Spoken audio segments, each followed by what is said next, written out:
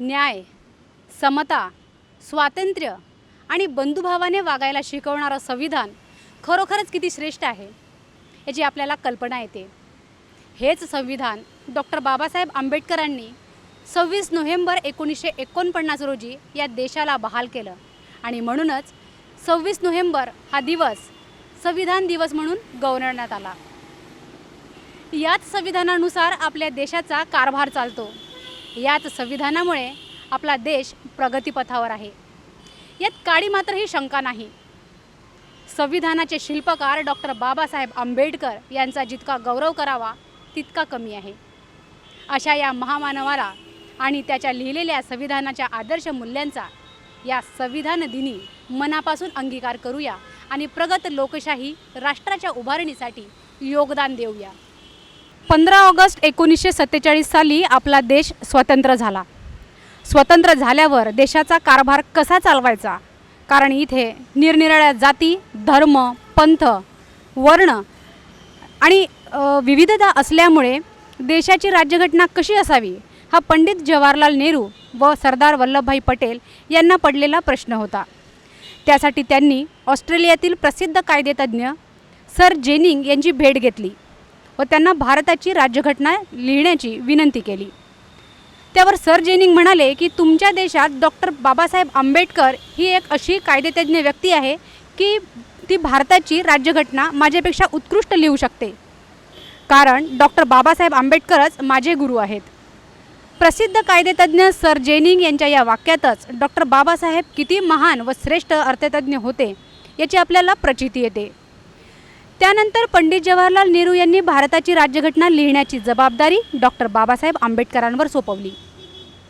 Doctor आंबेडकरांनी ही जबाबदारी समर्थपणे पेलून 2 वर्ष 11 महिने 18 दिवस अहोरात्र मेहनत करून भारताची म्हणजेच आपल्या देशाची राज्यघटना लिहिली.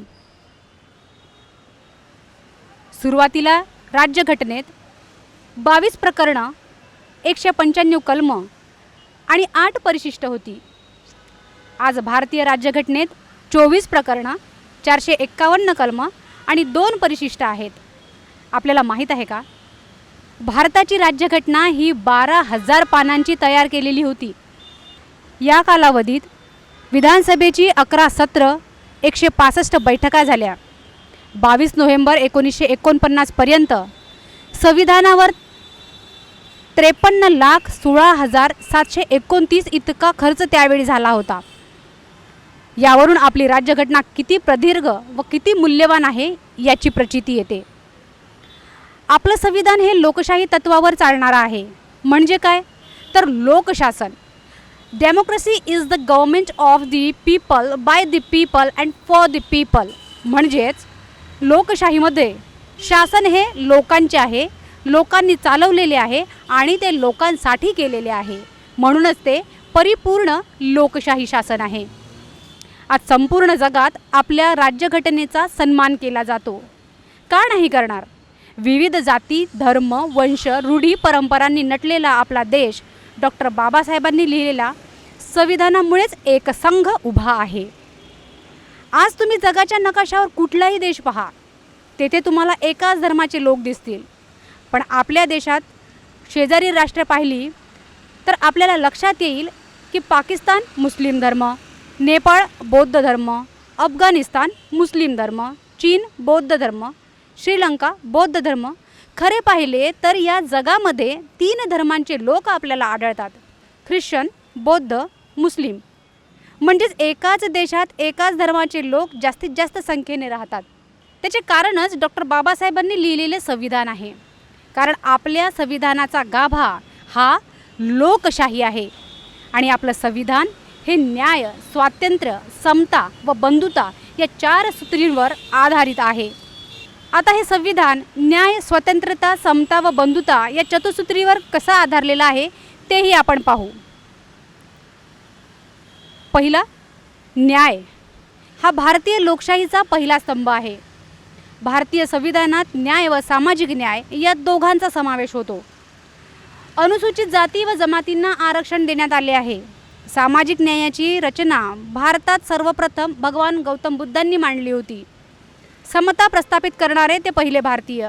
जर कोणी स्वैराचार करत असेल तर दुसऱ्या व्यक्तीला त्रास होईल असं वर्तन करत असेल तर त्यासाठी संविधानाने पोलीस यंत्रणा, न्यायपालिका यांची स्थापना केली आहे, जेणेकरून देशातील प्रत्येकाला आपल्यावर झालेल्या अन्यायाला व अत्याचाराला वाचा फोडण्याचा अधिकार दिला, म्हणजेच न्याय मिळवण्याचाही अधिकार दिला आहे. दुसरं आहे स्वातंत्र्य. स्वातंत्र्य हा लोकशाहीचा दुसरा आधारस्तंभ. स्वातंत्र्य हा लोकशाहीचा प्राणवायू आहे. आपल्या राज्यघटनेत कलम 19 प्रमाणे प्रत्येक नागरिकाला भाषण व अभिव्यक्ती स्वातंत्र्य आहे. शांततापूर्ण व निशस्त्र सभा घेण्याचं स्वातंत्र्य आहे. कुठल्याही देशात कुठेही फिरण्याचं, राहण्याचं, मालमत्ता विकण्याचं, विकत घेण्याचं, त्याचं संवर्धन करण्याचं, कुठलंही व कोणत्याही व्यवसायाचं स्वातंत्र्य आहे. हे स्वातंत्र्य उपभोगताना कोणीही कोणत्याही प्रकारचा त्रास देऊ शकत नाही. कुठल्याही धर्माचा, जातीचा अनादर होऊ नये यासाठीही पुरेपूर काळजी घेतली आहे. तिसरा आहे समता. लोकशाहीचा तिसरा आधारस्तंभ म्हणजे समता. समता हा लोकशाहीचा आत्मा आहे. समतेमुळे समाजात, राज्यात व देशात संतुलन राहतं. समता व न्याय एकाच नाण्याच्या दोन बाजू. सर्वांना समान संधी, समान दर्जा, समान वागणूक देणे म्हणजेच न्याय. सर्व नागरिक कायद्यासमोर समान आहेत, पण मग त्यात गरीब श्रीमंत, उच्च नीच असा भेदभाव नाही. समतेच्या व्याख्येत जात, धर्म, वंश, पंथ, लिंग, वर्ण यांना कुठलाही थारा असलेला आपल्याला दिसून येत नाही. चौथा आहे बंधुभाव. भारतातील लोकशाहीचा चौथा स्तंभ म्हणजे बंधुभाव. इतरांविषयीच्या आपुलकीतून, जिव्हाळ्यातून बंधुभावाची भावना निर्माण होते. बंधुभाव हा लादता येत नाही, तो संवेदनशीलतेतून निर्माण होतो. म्हणजेच काय तर रिस्पेक्ट. बंधुभावातूनच आपल्याला एकमेकाचा आदर करण्याची भावना निर्माण होते व या भावनेमुळेच लोकशाही मजबूत होण्याचे कार्य होते. त्यात कोणतंच दुमत असणार नाही आहे. बंधुता ही व्यक्तीची प्रतिष्ठा तसेच राष्ट्राची एकता व एकात्मता राखणारी आहे. आहे का कुठल्या लोकशाही देशात असे संविधान? तर मुळीच नाही. कारण आपल्याकडे आहे डॉक्टर बाबासाहेब आंबेडकरांचे संविधान, द सिम्बॉल ऑफ नॉलेज आणि घटनेचे शिल्पकार. जसा मूर्तिकार शिल्प घडवितो त्याचप्रमाणे डॉक्टर बाबासाहेबांनीही घटना अथक परिश्रमातून, आपल्या ज्ञानातून घडवली आहे. आपण या देशात जन्माला आलो हे आपलं भाग्यच आहे. कारण या देशाचा कारभार लोकशाहीप्रमाणे चालतो व तो न्याय, स्वातंत्र्यता, समता, बंधुता या चतुसूत्रीवर चालतो, जी बाबासाहेबांनी लिहिली आहे. डॉक्टर बाबासाहेब आंबेडकर नेहमी म्हणायचे, जर लोकशाही संपली तर सामान्य लोकांचे जीवन उद्ध्वस्त होईल. लोकशाहीचा मृत्यू म्हणजे सामान्य लोकांचा मृत्यू. त्यामुळे लोकशाही टिकवणं ही आपल्या सर्वांची जबाबदारी नव्हे का? ती आपली जबाबदारीच नाही तर कर्तव्य आहे. इथे मी एक गोष्ट नमूद करू इच्छिते की संविधानानं आपल्याला काय दिलं आहे. तर संविधानानं आपल्याला प्रजासत्ताक राष्ट्र दिलं आहे. 26 जानेवारी 1950 रोजी आपला देश प्रजासत्ताक बनणं संविधानानं आपल्याला प्रजासत्ताक राष्ट्र दिलं. 26 जानेवारी 1950 रोजी आपला देश प्रजासत्ताक बनणे म्हणजे काय तर प्रजेची सत्ता असणारं राष्ट्र निर्माण होणं. पूर्वी राजा हा आईच्या उदरातून जन्माला येत असे, म्हणजे एखाद्या राजघराण्यातील मुलगाच राजा होत असे. मग तो कसा का असेना, संविधानाने हेच मोडीत काढलं आणि आपल्याला मतदान करून आपला नेता, आपला राजा, आपला प्रतिनिधी निवडण्याचा अधिकार दिला. एक व्यक्ती म्हणजे एक मत. म्हणजेच 26 जानेवारी 1950 पासून राजा हा मताच्या पेटीत जन्माला येऊ लागला. नागरिक आपल्या मताद्वारे राजा निवडून देऊ लागले. त्याचे उत्तम उदाहरण म्हणजे आपल्या देशाचे पंतप्रधान नरेंद्र मोदी. सामान्य कुटुंबातून जन्माला आलेली, उदरनिर्वाहासाठी पडेल ते काम करणारी आज भारताच्या पंतप्रधानपदी विराजमान आहे. आपले राष्ट्रपती दलित कुटुंबातून आलेले आपले राष्ट्रपती देखील आज सर्वोच्च स्थानावर विराजमान आहे, हेही संविधानाचीच देण नाही का? मानवाची मूल्ये जपणारं, त्यांना स्वातंत्र्य बहाल करणारं आणि देशाचं रक्षण करणारं, तो कोणत्याही जातीचा, कोणत्याही धर्माचा, कोणत्याही पंथाचा असणारा व्यक्ती, स्त्री किंवा पुरुष सर्वजण समान अशी दिली आहे लोकशाही. आणि या लोकशाहीचा गाभा आहे माझं संविधान. सन 1950 नंतर आजतागायत गेल्या 70 वर्षांमध्ये भारतामध्ये फार मोठी म्हणजे आर्थिक, सामाजिक व सांस्कृतिक क्रांती झाल्याचं दिसून येत आहे.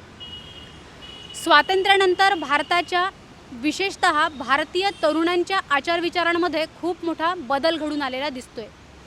त्याचे पडसाद वेगवेगळ्या निर्णयांमध्ये बघायला मिळतात. भारतीय घटना ही जरी मजबूत असली तरी ती लवचिक आहे आणि याचा प्रत्येक कायद्यातील नवनवीन दुरुस्त्यांमध्ये आणि संविधानात होणाऱ्या बदलांमध्ये दिसून येतो आहे. याचाच अभ्यास, याचंच चिंतन, याचंच मनन आपल्याला माझं संविधान या सत्रात करायचं आहे. तर आपण जुळूया एका नवीन पर्वाला, ज्याचं नाव आहे माझं संविधान. माझं संविधान या सदरामध्ये आपण इथे एक मुलाखत घेतो आहे प्राध्यापक कांबळे सरांची, आणि त्यांचा जो अभ्यास आहे संविधानावरचा त्याबद्दल आपण माहिती करून घेणार आहोत की आपल्या संविधानामध्ये खरंच काय तरतुदी होत्या, काय आहेत आणि काय असायला हव्यात. तर सर नमस्कार, तुमचं स्वागत माझं संविधान या सदरामध्ये. नमस्कार. सर मला असं विचारायचं आहे की आपलं संविधान एवढं लवचिक आहे, जे डॉक्टर बाबासाहेब आंबेडकरांनी खूप मेहनतीनं आणि खूप संघर्षाने ते बनवलेलं आहे. त्यांचे जे जीवाचे हाल झाले त्यावेळेला 2 वर्ष 11 महिने 18 दिवस अहोरात्र मेहनत करून त्यांनी ते संविधान लिहिलं आणि लिहिल्यानंतरही त्याच्यामध्ये त्यांनी ही मुभा दिली की हे लवचिक असावं. म्हणजे याच्यामध्ये जर कधी वाटलं तुम्हाला की दुरुस्ती करावी लागेल तर तुम्ही ती दुरुस्ती करू शकता. एवढं लवचिक ठेवण्याचं कारण काय असावं सर? डॉक्टर बाबासाहेब आंबेडकरांनी 26 नोव्हेंबर 1949ला भारताला हे संविधान अर्पण केलं आणि मग तब्बल 1 वर्षानंतर 26 जानेवारी 1950ला भारताला हे संविधान लागू झालं आणि आपण नंतर आपल्याला संविधानाची हळूहळू ओळख व्हायला लागली. आणि ही ओळख झाल्यानंतर आपल्या असं लक्षात आलं की डॉक्टर बाबासाहेब आंबेडकरांच्या असं लक्षात आलं की या भारताचं जे संविधान आहे हे लवचिक यासाठी आहे की या देशामध्ये विविध जाती, धर्म आणि पंथाचे लोक राहतात. त्यांच्या भाषा वेगळ्या, त्यांची बोलीभाषा वेगळी, त्यांच्या विविध जे 4 ते 5 मोठे धर्म आहेत, अशा धर्मांवरती कुठेही अन्याय होऊ नये, कुठेही त्यांच्या हक्कांना दडपल्या जाऊ नये. प्रत्येकाचं स्वातंत्र्य हे अबाधित राहिलं पाहिजे आणि स्वातंत्र्य जर अबाधित राहत असेल तर प्रत्येकांना या देशामध्ये न्याय मिळेल. प्रत्येकांना या देशामध्ये समतेचं राज्य निर्माण होण्यासाठी बाबासाहेबांनी हे संविधान लवचिक ठेवलेलं आहे. इथे बंधुता राहिली पाहिजे, इथे न्यायाचं राज्य राहिलं पाहिजे, इथे समतेचं राज्य राहिलं पाहिजे. इथे या देशामध्ये विविध धर्माचे आणि पंथाचे लोक असल्यामुळे बाबासाहेबांनी या संविधानाला धर्मनिरपेक्ष राष्ट्र म्हणून त्यांनी निर्माण केलं की जर कोणत्याही राज्य संस्थानांमध्ये धर्माचा हस्तक्षेप झाला नाही पाहिजे आणि जर धर्माचा हस्तक्षेप जर झाला तर या देशातली जी लोकशाही आहे ही लोकशाही संपुष्टात आल्याशिवाय राहणार नाही. म्हणून डॉक्टर बाबासाहेबांनी या संविधानामध्ये 25वं जे कलम टाकलं, या 25व्या कलमाच्या आधारावर या देशातले जे विविध जाती पंथाचे लोक आहेत त्या सर्व लोकांना धार्मिक स्वातंत्र्य मिळालं.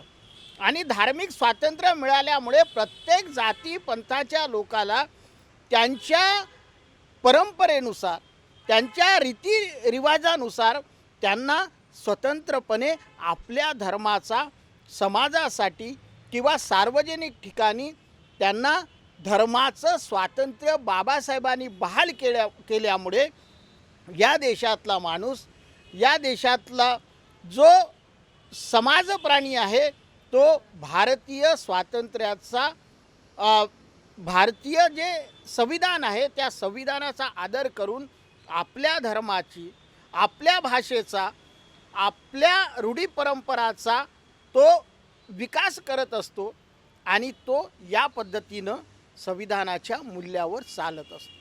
सर, कलमांचा तुम्ही इथे उल्लेख केलेला आहे, कलम 25. एक कलम असं वादग्रस्त आणि सगळ्या लोकांना जरी संविधान माहीत नसलं, म्हणजे माझ्या तरी ऐकिवात असं आहे किंवा माझ्या तरी अभ्यासात असं आहे की प्रत्येक नागरिकाला संविधानाबद्दलची तेवढीशी माहिती नाही आहे. माझ्या ह्या कार्यक्रमाचा उद्देशच आहे की तळागाळापर्यंत माझ्या इलेक्ट्रॉनिक मीडियामधून, माझ्या कृषी समृद्धी या चॅनलमधून मी लोकांपर्यंत माझं संविधान पोहोचवावं. हे संविधान जे बाबासाहेबांनी तळागाळासाठी लिहिलेलं होतं. दुसरा प्रश्न कलमाचा मी असं तुम्हाला म्हटलेलं की कलम 25 तुम्ही म्हटलं, एक कलम वादग्रस्त कलम असा आहे 370, जे आता त्याच्यावरती विधेयक वगैरे झालं. आणि ते 370चं जे कलम होतं त्याच्यामध्ये धर्मनिरपेक्षतेचा जो प्रश्न होता त्याच्यावर सर्वस्वी पंडित जवाहरलाल नेहरू यांना टार्गेट करून म्हणा किंवा त्याला गृहीत धरलं जातं की त्यांच्यामुळे ते कलम 370 लागू झालेलं होतं. तर माझा असा तुम्हाला प्रश्न आहे की धर्मनिरपेक्ष राज्य जिथं आपण म्हणतो, पण मुस्लिमांसाठी ते 370चं एक राखीव कलम ठेवलं होतं असं तुम्हाला नाही वाटत का? 370 कलमाच्या संदर्भानं डॉक्टर बाबासाहेब आंबेडकर 370व कलमाच्या विरोधात होते आणि 370व कलम हे बाबासाहेबांनी आपल्या संविधानात टाकलं नाही. जी संविधान सभा होती त्या संविधान सभेमधून या देशामध्ये काश्मीर भारतामध्ये राहायला पाहिजे आणि मुस्लिम बहुल जो काश्मीर आहे हा काश्मीर या ज्या भारतामध्ये जम्मू असेल, काश्मीर असेल, हे जे भाग आहेत जिथे मोठ्या प्रमाणात हिंदू राहतो ते भारतामध्ये राहिले पाहिजे, यासाठी 370व कलम संविधान सभेतल्या लोकांनी टाकलेला आहे.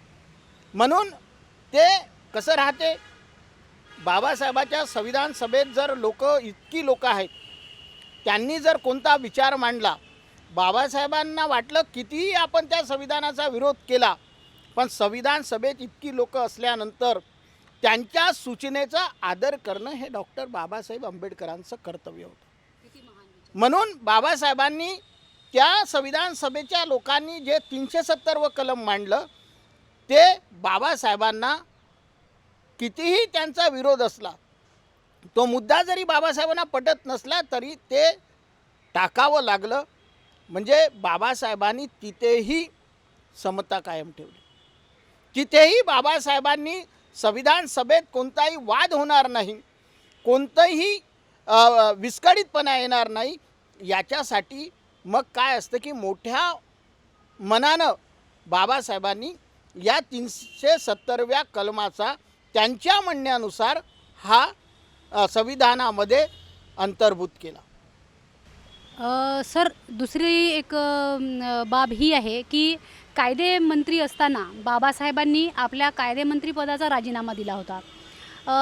त्या संदर्भात मला थोडंसं सांगाल प्लीज. डॉक्टर बाबासाहेब आंबेडकर या भारतातले असे एकमेव नेते आहेत की त्यांनी हिंदू धर्मामध्ये बदल करण्याचा प्रयत्न केला आणि हिंदू धर्मामध्ये बदल जर होत असेल तर बाबासाहेबांनी खूप प्रयत्न केले. मग बाबासाहेब स्त्रियांच्या संदर्भानं जो विचार करत होते की या देशातली स्त्री सन्मानानं जगली पाहिजे, तिला तिचे न्याय्य अधिकार मिळाले पाहिजे, तिला कोणीही या देशामध्ये तिचं शोषण करू नये, मग ते संपत्तीच्या नावावर असेल किंवा मग जे काही लग्नामध्ये ज्या काही रूढी परंपरा चालत होत्या त्या परंपरेमध्ये जी स्त्री नागवल्या जात होती त्या स्त्रीला सन्मान मिळावा म्हणून डॉक्टर बाबासाहेब आंबेडकरांनी या देशामध्ये स्त्रियाच्या स्वातंत्र्यासाठी हिंदू कोड बिल नावाचं बिल मांडलं. आणि जेव्हा या देशामधल्या स्त्रीला स्वातंत्र्य मिळणार होतं हिंदू कोड बिलामुळे, परंतु नेहरू सरकारने या हिंदू कोड बिलाचा विरोध केला, या देशातल्या सवर्ण माणसांनी विरोध केला आणि मग बाबासाहेब आंबेडकरांच्या विरोधात या बिलाविरुद्ध हिंदू स्त्रियांनी मोर्चा काढला. जेव्हा बाबासाहेबाला वाटलं की आपण हिंदू स्त्रियांच्या स्वातंत्र्यासाठी हे बिल मांडतो, तरीही ही माणसं माझ्या विरोधात जातात, म्हणून पहिला डॉक्टर बाबासाहेब आंबेडकर या देशातला पहिला असा कायदेमंत्री आहे ज्यांनी स्त्रियांच्या सन्मानासाठी, तिचं शोषण थांबवण्यासाठी बाबासाहेब आंबेडकरांनी आपल्या कायदेमंत्रीपदाचा राजीनामा दिला. अगदी म्हणजे हिंदू कोड बिल हे जे मांडण्यात येणार होतं आणि ज्याच्यामुळे स्त्रियांना पूर्ण स्वातंत्र्य मिळणार होतं, पण फक्त धार्मिक बाब याचं कारण देऊन ते सगळं थांबवण्यात आलं आणि बाबासाहेब आंबेडकरांनी आपल्या कायदेमंत्री पदाचा राजीनामा दिला. एकूणच पंडित जवाहरलाल नेहरू यांच्या अध्यक्षतेखाली हे जे पहिलं आपलं मंत्रिमंडळ बसलेलं होतं, सर एक महात्मा गांधी यांनी एक पुणे करार घडवून आणलेला. स्वतंत्र मतदारसंघ आणि संयुक्त मतदारसंघ असा तो वाद होता आणि त्याची तरतूद संविधानात असावी असा बाबासाहेबांचा आग्रह होता. कारण का दलित पीडित समाज जो आहे, नुसता दलितच नाही तर बहुजन जो समाज आहे त्याला न्यायिक अधिकार पूर्ण मिळावेत आणि त्यांना त्यांचा नेता निवडण्यात यावा यासाठी ती तरतूद होती. पण पुणे करार घडवून आणून महात्मा गांधींनी भारतीय समाजावर किंवा बहुजन समाजावर अन्याय केला आहे असं तुम्हाला वाटतं का आजही? नाही, तसं काही झालं नाही. बाबासाहेब आंबेडकर ची जी त्यांचं जे तत्त्वज्ञान होतं, त्यांची विचार करण्याची आणि आकलन करण्याची जी क्षमता होती, बाबासाहेब असे म्हणजे त्यांच्याबद्दल आपण त्यांच्या विद्वत्तेच्या संदर्भानं विचार करतो की बाबासाहेब एखादा मुद्दा किंवा एखादा प्रश्न मांडत असताना त्या प्रश्नाची सोडवणूक झाली पाहिजे, ते मिळालं पाहिजे, यासाठी बाबासाहेब प्रयत्न करत होते.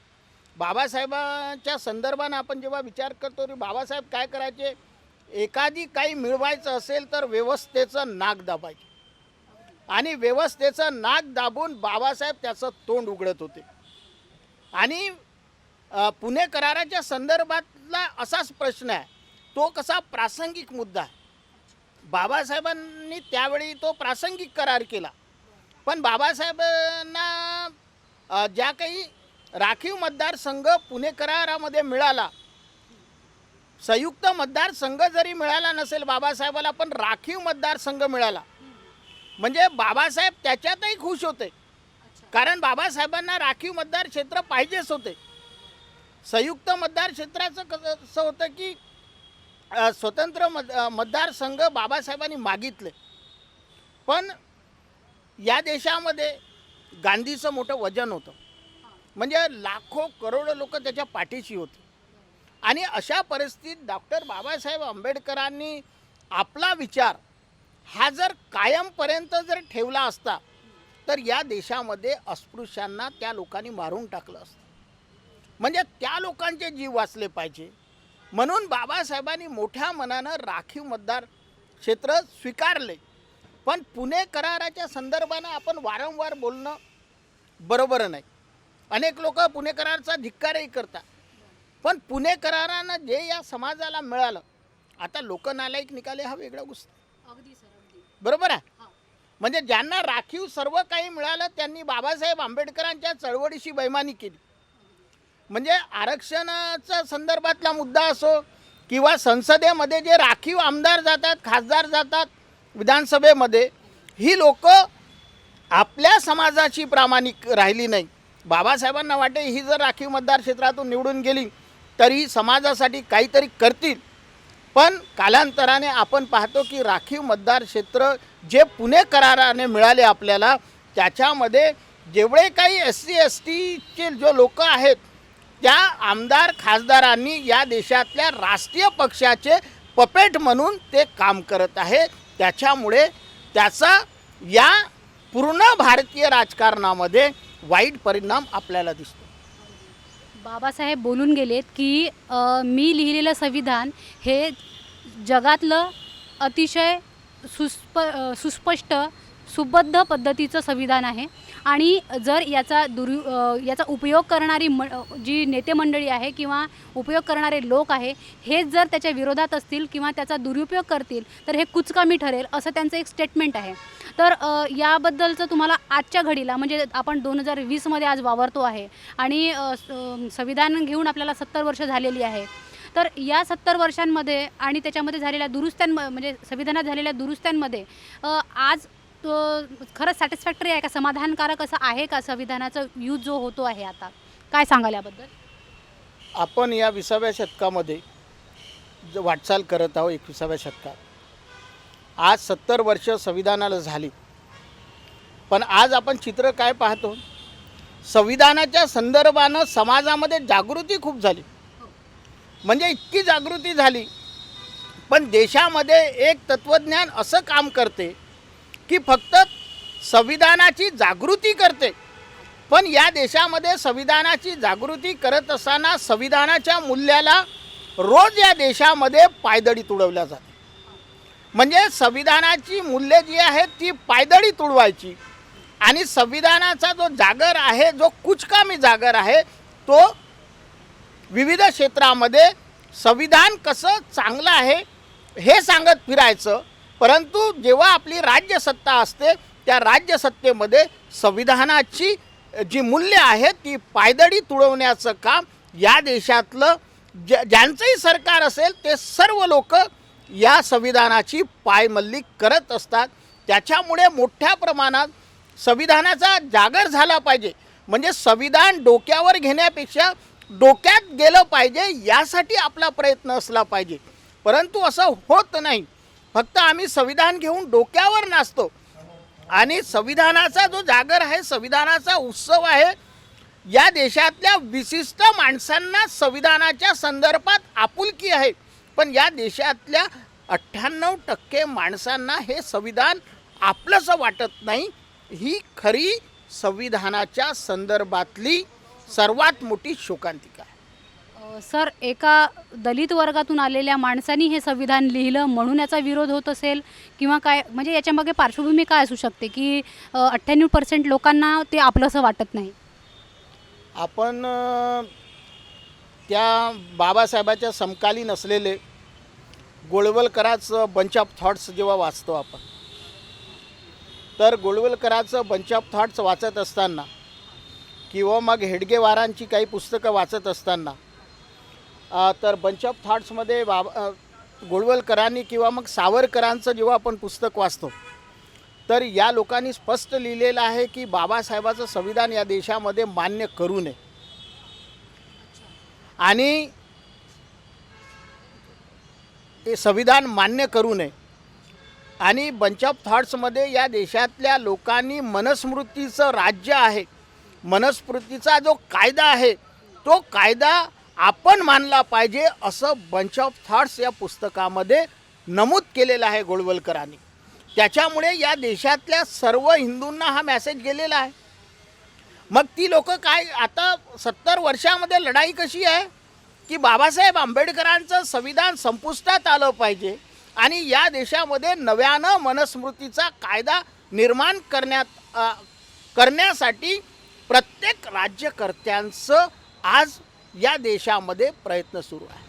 सर, याच्यामध्ये जे दलित नेते आहेत म्हणजे तळागाळातून जे बाहेर पडलेले आहेत आणि चळवळीतून उभे राहिले, नंतर चळवळीला बेईमान झाले किंवा बहुजन समाजाला बेईमान झाले, असे लोक जे आहेत नेते, यांची तळवेसाठी म्हणा किंवा जे मोठमोठे नेते आहेत यांची पायाखालचं एक हे बनलेले आहेत ते, तर अशा पद्धतीचे जे नेते आहेत तर त्यांच्याबद्दल आपण काय म्हणाल? मी नेत्याच्या संदर्भानं तसं जास्त काही बोलत नाही, कारण कुठेतरी एक मला असं वाटतं की कुठेतरी चळवळींना म्हणजे आपलाच एकोपा नाही आहे की जसं बाबासाहेबांनी सांगितलं की शिका, संघटित वा संघर्ष करा. आपण शिकलोही नाही, संघटितही नाही आणि संघर्ष करायला आपण रेडी आहोत, तयार आहोत, अशा पद्धतीचं एक वातावरण बाहेर दिसत आहे. काय म्हणाल? नाही, भारतामध्ये आपण जो पाहतो आपला संघर्ष नेहमी सुरू आहे. आपलं राजकीय बस्तान जर सोडलं तर आपण सामाजिकदृष्ट्या खऱ्या अर्थानं या देशामध्ये एक संघ आहोत. म्हणजे समाजातला कोणताही प्रश्न असू द्या, समाजातला कोणताही सामाजिक अन्याय असू द्या, त्या संदर्भानं या देशातला समाज हा एक संघ येतो, एका झेंड्याखाली येतो. मग त्यांचे विविध बॅनर असतील तरीही तो माणूस एकत्र येतो. आणि दलित नेत्यांच्या संदर्भातली जी कन्सेप्ट आहे, आता ती दलित राहिली नाही, ती आंबेडकरी आहेत. ही सर्व आंबेडकरी नेते आहेत. काय असते, आपल्याकडे सोर्सेस नसतात. आपल्याकडे सोर्सेस निर्माण करण्याची प्रक्रिया झाली नाही. आणि मग सोर्सेस निर्माण करण्याची प्रक्रिया न झाल्यामुळे आज आपण हे जे नेते पाहतो, हे नेते विस्कळीत का होतात, याच्या मागे मोठं षडयंत्र असतं. म्हणजे आता भारतातले काही नेत्यांचं मी तुम्हाला उदाहरण सांगतो. एखाद्या व्यवस्थेच्या विरोधात जर गेलं आपण, एखादी नेता एखाद्या व्यवस्थेच्या विरोधात जर गेला तर त्याच्यामागे ईडी सारखा जे प्रवर्तन निदेशालय आहे, अशा संस्था त्याच्या मागे लावल्या जातात. मग दलित नेत्याच्या संदर्भातही असंच झालं.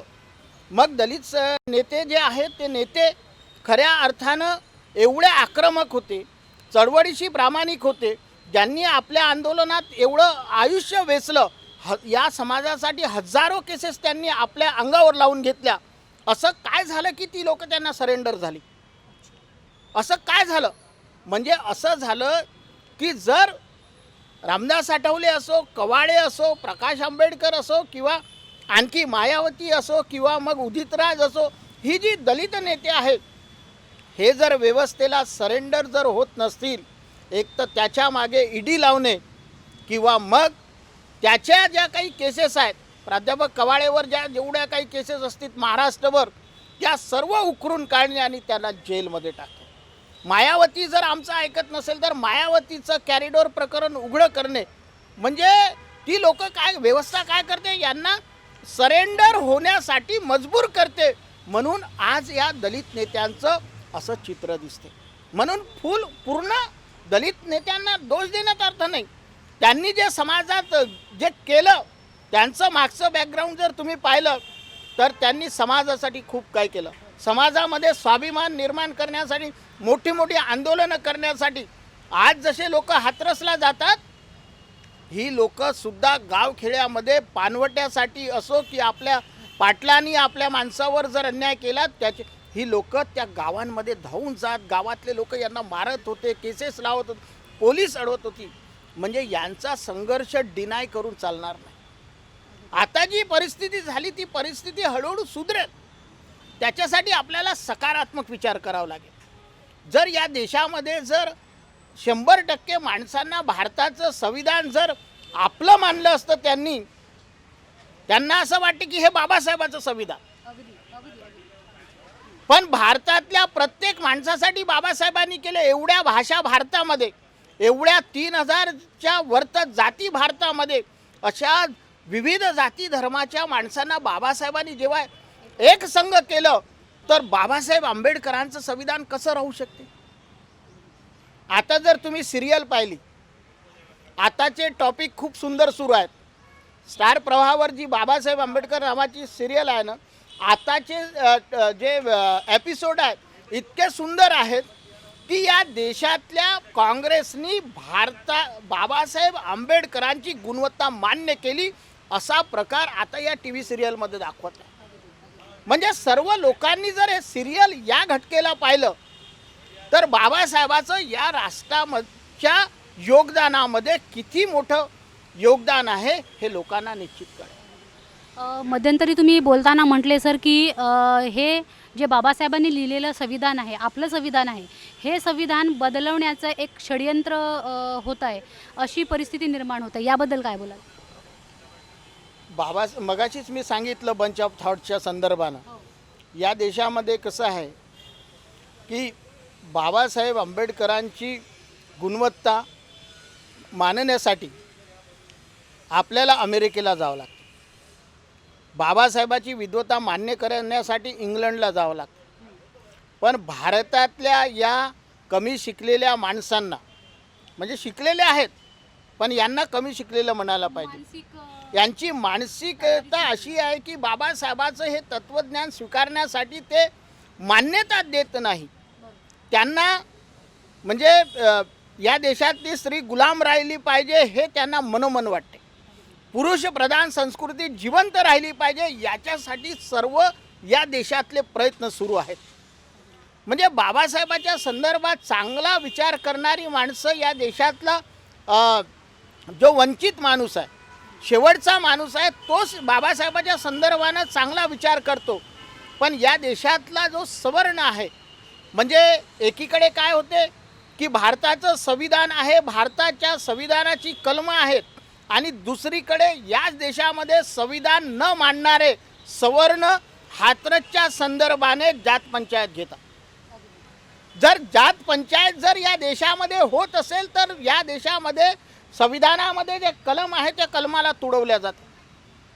मग जात पंचायत होत असेल तर त्याच वेळी संविधानाच्या कलमानुसार या संपूर्ण माणसांना अटक केली पाहिजे. पण असं होत नाही. म्हणजे हा प्रश्न मी तुम्हाला मांडला की संविधानाला न मानणं म्हणजे जात पंचायतवाले हे संविधानाला मानत नाही, आणि इकडे संविधानाला ची शपथ घेऊन लोक संविधान मानण्याचं प्रयत्न करतात. परंतु दुसरीकडे या जात पंचायतसारख्या घटना घडून संविधानाला तडा दिल्या जाते. म्हणजे संविधानाला तडा म्हणजे या देशातल्या लोकशाहीला ते उद्ध्वस्त करू पाहतात. कारण इथे कुणाचं राज्य आलं पाहिजे? अंबानीचं राज्य आलं पाहिजे, अडानीचं राज्य आलं पाहिजे, भांडवलदारांचं राज्य आलं पाहिजे, आणि या देशातला जो शेवटचा माणूस हा पूर्वीप्रमाणे आमचा गुलाम झाला पाहिजे यासाठी या देशामध्ये प्रयत्न सुरू आहे. पण मी तुम्हाला सांगतो की डॉक्टर बाबासाहेब आंबेडकरांनी संविधानामध्ये अमेंडमेंट करण्याचा जरी कलम टाकलं असेल, पण बाबासाहेबाचं संपूर्णच्या संपूर्ण संविधान कुणालाच बदलवता येत नाही असं कोणतंच कलम त्या संविधानामध्ये नाही. आणि जेव्हा संविधान बदलवायचं येईल तेव्हा बाबासाहेबाच्या काळामध्ये जी घटना समिती बनली होती तशीच घटना समिती कायद्यानं बनवावी लागेल, आणि तिथे या देशातला दलित माणूस असेल, मुस्लिम असेल, आंबेडकरी माणूस असेल. म्हणजे बाबासाहेब सगळी तरतूद आधीच करून गेले. सर, एक परत मला असं विचारावंसं वाटतं की आपण आपली जी राज्यघटना किंवा आपलं जे संविधान आहे हे 1949ला म्हणजे डॉक्टर राजेंद्र प्रसाद यांना देण्यात आलं होतं त्यावेळेला. त्याच्यानंतर आपण 1950मध्ये ते अंगीकारलं. याच्याच विपरीत आपल्यापासून वेगळा झालेला पाकिस्तान, याच्याबद्दलही थोडंसं त्याची जी राज्यघटना आहे ती राज्यघटना 3दा चेंज करण्यात आली. त्यांची राज्यघटना 1953मध्ये बनली, त्याच्यानंतर ती बरखास्त झाली, परत ती 56मध्ये बनली, त्याच्यानंतर तिथे हुकुमशाही आली, त्याच्यानंतर परत ती 1973मध्ये बनली, आणि आता ती आजतागायत सुरू आहे. म्हणजे अशी जी यंत्रणा आहे, या प्रकारची यंत्रणा भारतामध्ये होऊ शकेल का की जर यांनी मनुवादी विचारसरणी जी आहे किंवा उच्च नीच हा भेद करून जी एक यंत्रणा आपल्यावर काबू करू पाहत आहे, भारतावर काबू करू पाहत आहे, तर अशी यंत्रणा आपल्या भारतात अशी परिस्थिती निर्माण होऊ शकेल का? नाही, भारतामध्ये अशी परिस्थिती निर्माण होऊ शकत नाही. कारण पाकिस्तानचं जे संविधान आहे या संविधानामध्ये तिथलं जे सैनिक आहेत त्या सैनिकांना जास्त पॉवर आहे, आणि सैनिक हा लोकशाहीचा पुरस्कर्ता नसतो. सैनिक हा आक्रमण करणारा माणूस असतो, म्हणजे हुकुमशाही निर्माण करणारा असतो. आणि भारतामध्ये इथल्या ज्या सैनिकी शाखा आहेत या सैनिकी शाखांना तेवढे अधिकार बाबासाहेब आंबेडकरांनी दिले नाही. हे संपूर्ण अधिकार डेमोक्रेसीमध्ये निवडून आलेले जे प्रतिनिधी आहे या प्रतिनिधींना जे संसद असेल त्या संसदेमध्ये जे काही करायचं असेल त्या संसदेमध्ये त्याला पारित करावं लागतं. आणि मग बाबासाहेबांनी संसदच्या वरतीही बाबासाहेबांनी न्यायपालिका दिलेली आहे. म्हणजे संसदेमध्ये जरी एखादा निर्णय झाला तरी न्यायपालिकेमध्ये त्याला तुम्ही चॅलेंज करू शकता. त्याच्यामुळे लोकशाही टिकवण्यासाठी, मजबूत करण्यासाठी असे विविध अंग बाबासाहेबांनी निर्माण केले. म्हणजे हुकुमशाही येणार नाही याच्या तरतुदी बाबासाहेबांनी करून ठेवल्या. पण आता कसं आहे की या देशामध्ये एक छत्री राज्य आल्यामुळे त्यांची मेजॉरिटी असल्यामुळे ती लोक काय करतात की बाबासाहेबांची जी योजना आहे ही योजना कशी विफल होईल यासाठी नेहमी प्रयत्न केला जातो. तरीही कितीही प्रयत्न केले ते त्या दिवशी बाबासाहेब असं म्हणतात की गरिबांच्या सामाजिक आणि आर्थिक जीवनात जर तुम्ही बदल करू शकले नाही तर हीच लोक एक दिवस या लोकशाहीचा डोलारा उद्ध्वस्त केल्याशिवाय राहणार. म्हणजे बाबासाहेब यांना सांगतात मी जरी हे लोकशाही एवढी मोठ्या याच्यानं निर्माण केली असेल पण तुमच्या जीवनात जर कधी बदल झाला नसेल तर या जी लोकशाही त्यांना अपेक्षित आहे तो डोलारा तुम्ही उद्ध्वस्त करायला पाहिजे असा संकेतसुद्धा बाबासाहेब इथल्या तळागाळीत वंचित माणसांना देतात. अगदी संविधानाबद्दल बऱ्याचशा माहिती आम्हाला मिळाल्यात सर. एकंदरीत या भारताचं जे संविधान आहे न्याय, समता, स्वतंत्रता, बंधुत्व, अभिव्यक्तीचं स्वातंत्र्य, भाषणाचं स्वातंत्र्य, तुम्ही तुमचे विचार कसेही कुठेही कशाही पद्धतीनं व्यक्त करू शकतात ते कायदेसंगत असले पाहिजे ही तरतूद करून सरांनी आपल्याला खूप चांगलं मार्गदर्शन केलं याबद्दल. सर माझा हा कार्यक्रम आहे माझं संविधान. कृषी समृद्धी टी व्हीकडनं आम्ही लोकांमध्ये जागृती निर्माण करण्याचा आणि संविधानाचं एक जे नॉलेज आहे किंवा ज्ञान आहे ते त्यांच्यापर्यंत पोहोचवण्याचा प्रयत्न करतो आहे. आता जी शाळकरी मुलं आहेत किंवा शाळा शिकणारी मुलं आहेत ते यांना जे अभ्यासक्रमामध्ये शिकवलं जातं त्याच्यामध्ये कुठेही संविधानाचा उल्लेख येत नाही. नागरिकशास्त्र जरी असलं तरी त्या फोर्सनी नागरिकशास्त्र शिकवलं जात नाही किंवा ते अंगीकारलंसुद्धा जात नाही, ऑप्शनल विषय म्हणून ठेवलेले जातात. तर सर हे शाळांमध्ये कंपल्सरी केलं गेलं पाहिजे का संविधान? काय वाटतं तुम्हाला? बिलकुल शाळांमध्ये संविधानाचे धडे असले पाहिजे. म्हणजे शालेय शिक्षणापासून तर उच्च शिक्षणापर्यंत संविधानाचे लेसन असले पाहिजे. संविधानाची लोकांना माहिती झाली पाहिजे. जर संविधानाची माहिती त्या कलमाची माहिती या देशातल्या लोकांना जर झाली तर कदाचित बाबासाहेबाच्या संदर्भात जी लोक किंतु परंतु करतात तो किंतु परंतु निघून जाईल आणि प्रत्येकाला असं वाटेल बाबासाहेब आंबेडकरांचं हे संविधान नाही, हे माझं संविधान आहे. ज्या दिवशी या देशातल्या लोकांना असं वाटेल की हे माझं संविधान आहे त्याच दिवशी बाबासाहेबाचं स्वप्न हे पूर्ण झाल्याशिवाय राहणार. अगदी धन्यवाद सर. आपण बोललोत प्राध्यापक कांबळे सरांशी आणि त्यांच्या या विचारांसाठी सर खरंच खूप खूप धन्यवाद. माझा हा पहिला एपिसोड आहे, माझी मालिका आता इथनं सुरू होती आहे आणि संविधान चौकातूनच मी या मालिकेला सुरुवात करते आहे. बघूयात आणखीन काय आहेत कायदे, काय आहेत त्यातल्या तरतुदी आणि काय आहे त्याचं गमक. सर आपण आमच्याशी बोललात, आम्हाला आपले उत्कृष्ट मार्गदर्शन दिलं आहे, आपले उत्कृष्ट विचार इथे मांडलेत. आपले खूप खूप धन्यवाद सर.